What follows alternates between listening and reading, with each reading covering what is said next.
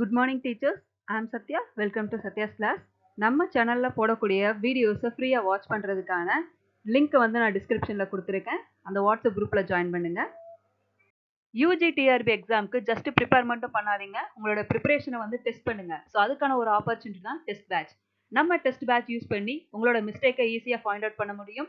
எந்த சப்ஜெக்ட்ல நீங்க ஸ்ட்ராங்கா இருக்கீங்க அப்படிங்கிறத ஈஸியா ஐடென்டிஃபை பண்ண முடியும். உங்களோட ஸ்பீட் அண்ட் அக்யூரசியை இம்ப்ரூவ் பண்ணிக்கலாம். அண்ட் ஆட்டோமேட்டிக்காக உங்களுடைய கான்ஃபிடன்ஸ் இன்க்ரீஸ் ஆகும். ஸோ இது எல்லாமே கரெக்டாக நடந்துச்சு அப்படின்னா உங்களால் ஈஸியாக யூஜிடிஆர்பி எக்ஸாமை கிளியர் பண்ண முடியும். அதிகமான ஸ்கோரை உங்களால் கெட் பண்ண முடியும். நம்ம கிளாஸ்ல இருந்து ஒரு ஸ்பெஷல் ஆஃபரை இன்ட்ரடியூஸ் பண்ணுறோம். ஃபர்ஸ்ட் ஜாயின் பண்ணுற 50 மெம்பர்ஸ்க்கு ஃபீஸ் பார்த்தீங்க அப்படின்னா ஒன்லி 1000 rupees மட்டும்தான். ஸோ அதனால டைமை வந்து வேஸ்ட் பண்ணாதீங்க. இமீடியட்டாக ஜாயின் பண்ணுங்க. உங்களோட ட்ரீமை ஃபுல்ஃபில் பண்ணுங்க. நம்ம சேனல்ல யூஜிடிஆர்பி பிசிக்ஸ் சிலபஸ்ல இருந்து டெய்லி ஒரு ப்ரீவியஸ் இயர் கொஸ்டின் வித் கான்செப்டோட பார்த்துட்டு இருக்கோம். ஸோ 150 கொஸ்டின்ஸ் 150 கான்செப்ட் பற்றி நம்ம டிஸ்கஸ் பண்ண போகிறோம். ஸோ இதை கம்ப்ளீட் பண்ணிட்டோம் அப்படின்னா யூஜிடிஆர்பி சிலபஸை ஈஸியாக நம்மளால கம்ப்ளீட் பண்ணிட முடியும். அண்ட் உங்களால் ஈஸியாக வந்து யூஜிடிஆர்பி எக்ஸாமை கிராக் பண்ண முடியும். நம்ம சேனலுக்கு புதுசாக வியூ பண்ணக்கூடிய வியூவர்ஸ் நம்மளோட சேனலை சப்ஸ்கிரைப் பண்ணிக்கோங்க. வாங்க கிளாஸ்க்குள்ள போகலாம். Today's question: Calculate the limiting velocity required by an artificial satellite for orbiting around the Earth if the radius of the Earth is 6.4 into 10 power 6 meter and g is 9.8 meter per second square.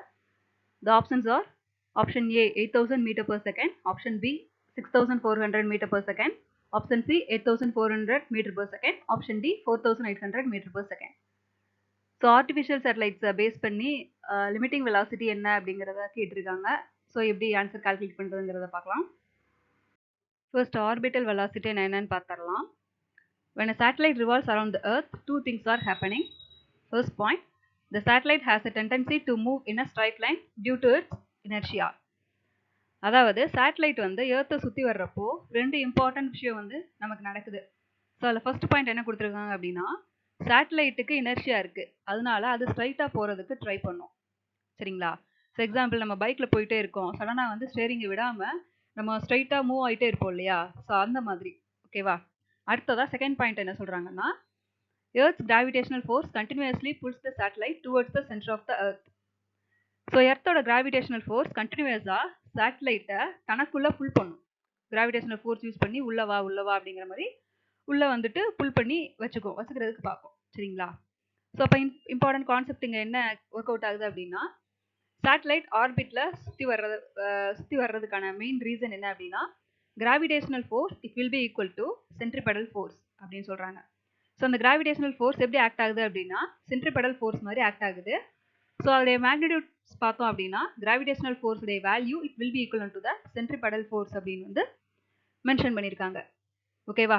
So இப்போ இந்த டயக்ராமில் என்ன இருக்குது, மேலே ஒரு picture வந்து கொடுத்துருக்காங்க. இங்கே வந்து எர்த்தோடைய பொசிஷன் வந்து இண்டிகேட் பண்ணியிருக்காங்க. தென் சேட்டலைட்டுடைய பொசிஷன்ஸ் இந்த இடத்துல இண்டிகேட் பண்ணியிருக்காங்க. சேட்டலைட்க்கு வி அப்படிங்கிற ஒரு வெலாசிட்டி மென்ஷன் பண்ணியிருக்காங்க. ஸோ சேட்டலைட் நார்மலாக வி அப்படிங்கிற வெலாசிட்டியில் மூவ் ஆகும். ஸோ எர்த்தோட கிராவிடேஷனல் ஃபோர்ஸ் இருக்கிறதுனால, பிளேஸ் ஆகி இருக்கிறதுனால அந்த சேட்டலைட்டை உள்ள சென்டருக்கு டுவர்ட்ஸாக வந்து அட்ராக்ட் பண்ணுது. சரிங்களா? ஸோ அதனால தான் அந்த சேட்டலைட் வந்து ஸ்ட்ரைட்டாக அதோடைய வெலாசிட்டியில் மூவ் ஆகாமல் சர்க்கிளில் அந்த ஆர்பிட்டில் ரொட்டேட் ஆகி வருது. ஓகேவா? Because gravitational force will be equal to the centripetal force. சிம்பிளாக சொல்லணும்னா என்ன சொல்லலாம்னா, சேட்டலைட் வந்து நான் ஸ்ட்ரைட்டாக போகிறேன் அப்படின்னு இனர்ஷியாவை வச்சுட்டு ஓடுது. ஆனால் எர்த்து என்ன சொல்லுது அப்படின்னா, இல்லை எனக்கு வந்துட்டு கிராவிட்டி இருக்குது, அதனால நீ என் கூட தான் சுற்றி வரணும் அப்படின்னு கம்பல் பண்ணி கூட்டிகிட்டு போகுது. ஸோ இந்த ரெண்டு ஃபோர்ஸும் பேலன்ஸ் ஆகிருந்தால் மட்டும்தான் சேட்டலைட் ஆர்பிட்டில் விழாமல் சுற்றிட்டு இருக்கும். இது வந்துட்டு அன்பேலன்ஸாக இருந்துச்சு அப்படின்னா நமக்கு என்ன ஆகும் அப்படின்னா, சேட்டலைட்ஸ் எர்த்குள்ளே விழுகிறதுக்கான சான்சஸ் ரொம்பவே அதிகம். சரிங்களா? ஸோ அதனால இந்த ரெண்டு ஃபோர்ஸுடைய மேக்னிடியூட்ஸுமே ரொம்ப ரொம்ப இம்பார்ட்டன்ட். ரெண்டுமே வந்து அன்பேலன்ஸ்டாக இருக்கக்கூடாது, பேலன்ஸ்டாக இருக்கணும். ஓகேவா? ஸோ இப்போ இதுக்கான ஃபார்முலா நம்ம என்ன எழுதலாம்? ஃபோர்ஸ் தான் நம்ம கால்குலேட் பண்ண போகிறோம். So according to Newton's law, F that is equal to GMM divided by R square. So இதில் கேபிட்டல் எம், ஸ்மால் எம் இதெல்லாம் இண்டிகேட் பண்ணியிருக்காங்க. ஸோ அதெல்லாம் என்னென்னு பார்க்கலாம். ஸோ ஜி அப்படிங்கிறது கிராவிடேஷனல் கான்ஸ்டன்ட், கேபிட்டல் எம் அப்படிங்கிறது எர்த்துடைய மாஸ், அண்ட் ஸ்மால் எம் அப்படிங்கிறது சேட்டலைட்டோட மாஸ், அண்ட் கேபிட்டல் ஆர் அப்படிங்கிறது ரேடியஸ் ஆஃப் எர்த்ஸ் ஆர்பிட். ஓகேவா? ஸோ இந்த ஃபார்முலா நம்ம கரெக்டாக தெரிஞ்சு வச்சுக்கணும். இந்த ஃபார்முலாவை மெமரி பண்ணி வச்சுக்கோங்க. நியூமெரிக்கல் ப்ராப்ளம்ஸ் வந்து இந்த ஃபார்முலா பேஸ் பண்ணி கேட்கறதுக்கு சான்சஸ் இருக்கு. ஓகேவா? ஸோ சென்ட்ரிபெடல் ஃபோர்ஸ்க்கான ஃபார்முலா என்ன அப்படிங்கிறத பார்க்கலாம்.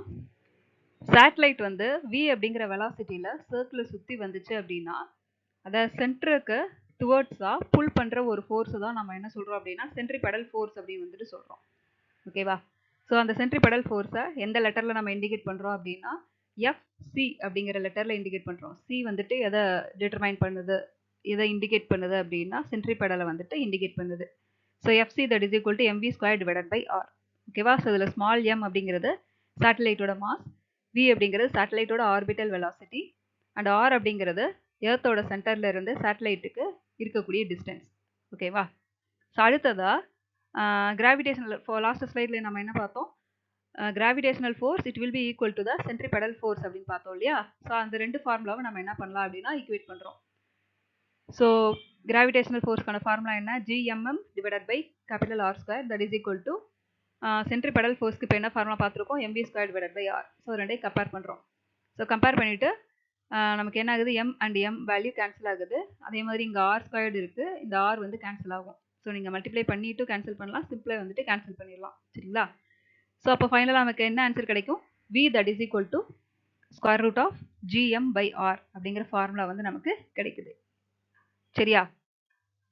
ஸோ இது வந்து ஆர்பிட்டல் வெலாசிட்டியோட ஃபார்முலா. நமக்கு கொஸ்டினில் இதுதான் கேட்டிருந்தாங்க. ஆர்பிட்டல் வெலாசிட்டியை பேஸ் பண்ணி தான் கொஸ்டின் வந்து கேட்டிருந்தாங்க. ஸோ இந்த ஃபார்முலாவை மறந்துடக்கூடாது. ஓகேவா? So orbital velocity V that is equal to root of GM by R. Okay? So சிம்பிளாக என்ன மீனிங் அப்படிங்கிறத சொல்லிடுறேன். சேட்டலைட் ஃபாஸ்ட்டாக மூவ் ஆச்சு அப்படின்னா அது வெளியில் போயிடும். ஸ்லோவாக மூவ் ஆச்சு அப்படின்னா எர்த்துக்குள்ளே விழுந்துடும். ஸோ சரியான ஸ்பீட், அதாவது இந்த ஆர்பிட்டல் வெலாசிட்டியில் மூவ் ஆச்சு அப்படின்னா கரெக்டாக பேலன்ஸாக அந்த ஆர்பிட்டில் ரொட்டேட் ஆகி வரும். சரிங்களா? ஸோ இப்போது இந்த ஜிஎம்க்கு பதிலாக வேறு ஏதாவது ஃபார்முலாஸை நம்ம எடுத்துகிட்டு வர முடியுமா அப்படிங்கிறத வந்து நம்ம பார்க்கணும். ஏன்னா இந்த இடத்துல எர்த்தோட கிராவிடேஷனல் ஃபோர்ஸே நம்ம வந்து எங்கேயுமே இன்க்ளூட் பண்ணல. ஸோ எர்த்தோட கிராவிட்டினால தான் நமக்கு வந்து சேட்டலைட் ஆர்பிட்குள்ளே கரெக்டாக சரவுண்ட் ஆகிட்டு இருக்கு, மூவ் ஆகிட்டு இருக்கு அப்படிங்கிறத நம்ம சொன்னோம். சரியா? ஸோ அப்போ இந்த ஸ்மால் ஜி அப்படிங்கிற வேல்யூவை நம்ம எந்த இடத்துல இன்க்ளூட் பண்ணணும் அப்படிங்கிறத வந்து அடுத்த ஸ்லைடில் பார்க்கலாம். நெக்ஸ்ட் ஆக்சலரேஷன் டியூ டு கிராவிட்டியோட கனெக்ட் பண்ண போகிறோம். So acceleration due to gravity at the surface நமக்கு ஃபார்முலா என்ன தெரியும்? Small G that is equal to GM by R square அப்படிங்கிற ஃபார்முலா நமக்கு தெரியும். So from that equation GM that is equal to small G R square அப்படின்னு நம்ம right பண்ணலாம். So நமக்கு ஆர்பிட்டல் வெலாசிட்டிக்கு என்ன ஃபார்முலா எழுதியிருக்கோம்? V that is equal to square root of GM by R அப்படிங்கிற ஃபார்முலா நம்ம எழுதியிருக்கோம். ஸோ GMக்கு பதிலாக நம்ம என்ன சப்ஸ்டியூட் பண்ணலாம் அப்படின்னா GR ஸ்கொயர் சப்ஸ்டியூட் பண்ணுறோம். So GR square divided by R. So R and R நமக்கு என்ன ஆகும்? கேன்சல் ஆகும். So remaining V that is equal to root of GR. சரிங்களா? ஸோ இது வந்து ஆர்பிட்டல் வெலாசிட்டியோட எக்ஸாக்ட் ஃபார்முலா. ஸோ நம்ம ஃபஸ்ட்டு பார்த்த ஃபார்முலா இருக்கு இல்லையா? V that is equal to square root of GM divided by R. So இது வந்து general formula for any height அப்படின்னு வந்துட்டு சொல்லுவாங்க. ஸோ இப்போ பார்க்குற இந்த ஃபார்முலா இருக்கு இல்லையா? V that is equal to square root of GR. So இந்த ஃபார்முலா வந்துட்டு எர்த்தோட சர்ஃபேஸ்க்கு நியராக மட்டும் யூஸ் ஆகும். சரிங்களா? எர்த்தோட சர்ஃபேஸ்க்கு நியரில் மட்டும் யூஸ் ஆகக்கூடிய ஃபார்முலா இது. ஸோ ஃபஸ்ட்டு பார்த்த ஃபார்முலா எந்த ஹைட்டில் இருந்தாலும் அந்த ஃபார்முலாவை நம்ம யூஸ் பண்ணிக்கலாம். ஓகேவா? So coming to our problem, orbital velocity தான் கேட்டிருக்காங்க நம்மளுடைய ப்ராப்ளமில். ஸோ வேல்யூஸை நம்ம என்ன பண்ணுறோம் அப்படின்னா ஃபார்முலாவில் சப்ஸ்டியூட் பண்ணுறோம். ஸோ விக்கான ஃபார்முலா நம்ம என்ன பார்த்தோம்? V that is equal to square root of GR அப்படிங்கிறத வந்து நம்ம பார்த்தோம். ஸோ ஜியோடைய வேல்யூ 9.8 அப்படிங்கிறது நமக்கு தெரியும். இன்ட்டு ஆரோட வேல்யூ 6.4 × 10⁶ ப்ராப்ளம்லேயே கொடுத்துருக்காங்க. ஸோ வந்து மல்டிப்ளை பண்ணிவிட்டு இந்த ஈக்குவேஷன்ஸ் எல்லாத்தையுமே நம்ம சிம்பிளிஃபை பண்ணோம் அப்படின்னா நமக்கு ஃபைனலாக என்ன ஆன்சர் கிடைக்குது அப்படின்னா 7920 மீட்டர்/செகண்ட் வந்து கிடைக்குது. சரிங்களா? ஸோ நமக்கு வந்து கொடுத்துருக்கிற ஆன்சர் வந்துட்டு 8000 அப்படிங்கிற ரேஞ்சில் கொடுத்துருக்காங்க. So approximately will be equivalent to 8000 metre per second. So the correct answer will be option A, 8000 metre per second. இந்த ஸ்லைடு வந்துட்டு ரொம்ப இம்பார்ட்டன்ட். நார்மலாக இந்த ஃபார்முலாலாம் வந்து நமக்கு கன்ஃபியூஷன்ஸ் வந்துட்டு இருக்கும். ஆர்பிட்டல் வெலாசிட்டி, எஸ்கேப் வெலாசிட்டியில் ஒரே ஒரு சின்ன டிஃப்ரென்சஸ் மட்டும்தான் இருக்குது. √2 ஆட் ஆச்சு அப்படின்னா அது எஸ்கேப் வெலாசிட்டி அப்படின்னு நம்ம சொல்லுவோம். √2 இல்லை அப்படின்னா அது ஆர்பிட்டல் வெலாசிட்டி அப்படின்னு வந்து நம்ம இண்டிகேட் பண்ணுவோம். ஸோ இதில் வந்து காமனாகவே எல்லாருக்குமே வந்து கன்ஃபியூஸ் ஆகிறதுக்கான சான்சஸ் இருக்குது. ஸோ சிம்பிளாக ஞாபகம் வச்சுக்கோங்க, ஆர்பிட்டல் வெலாசிட்டி அப்படின்னா இந்த ஸ்பீடில் சேட்டலைட் எர்த்தோடைய ஆர்பிட்டில் சுற்றி வரும், கீழே விழாது. ஸோ எக்ஸாம்பிளுக்கு வந்துட்டு இஸ்ரோவோட சேட்டலைட்ஸ் ஐஎஸ்எஸ் இதில் எல்லாமே வந்துட்டு இந்த ஸ்பீடில் தான் அனுப்புகிறாங்க. ஓகேவா? ஸோ ரூட் ஆஃப் ஜிஆர் அதுதான் வந்து formula. Approximate value 7.9 kilometre per second. ஓகேவா? அடுத்ததாக எஸ்கேப் வெலாசிட்டி. ஸோ இந்த ஸ்பீடில் நம்ம வந்துட்டு சேட்டலைட்டோ இல்லை மிசைலோ மூவ் பண்ணோம், ப்ரொசீட் பண்ணோம் அப்படின்னா எர்த்தோட கிராவிட்டியை தாண்டி ஸ்பேஸில் போயிட்டு விழும், திரும்பி வராது. ஓகேவா? ஸோ மூனுக்கு அனுப்புறது, மார்ஸ்க்கு அனுப்புறது, ஸோ இது எல்லாமே வந்துட்டு இந்த ஸ்பீடை வந்துட்டு கிராஸ் பண்ணணும். அதாவது இந்த 11.2 கிலோமீட்டர் பர் செகண்ட் இந்த ஸ்பீடை வந்துட்டு கிராஸ் பண்ணணும். ஸோ இங்கே ஃபார்முலாலாம் நமக்கு என்ன இருக்கும் அப்படின்னா 2 வந்துட்டு ப்ரெசன்ஸ் ஆகி இருக்கும். ஓகேவா?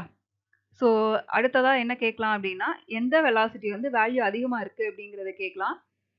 Escape velocity greater than orbital velocity. So இது வந்து கரெக்டாக ஞாபகத்தில் வச்சுக்கோங்க. ஓகேவா? சேட்டலைட்டுக்கு தேவையான ஸ்பீடு வந்துட்டு 7.9 கிலோமீட்டர் பர் செகண்ட். எர்த்லேருந்து வெளியில் போகிறதுக்கு தேவையான ஸ்பீடு என்ன அப்படின்னா 11.2 கிலோமீட்டர் பர் செகண்ட். ஓகே, நம்ம கிளாஸோட வாட்ஸ்அப் குரூப் லிங்க்கை டிஸ்கிரிப்ஷன் பாக்ஸில் கொடுத்துருக்கேன். ஜாயின் பண்ணாத ஸ்டாஃப் மெம்பர்ஸ் அதில் ஜாயின் பண்ணிக்கோங்க. நம்மளோட கிளாஸை ஃப்ரீயாக வாட்ச் பண்ணுங்கள். தேங்க்யூ ஃபார் வாட்சிங்.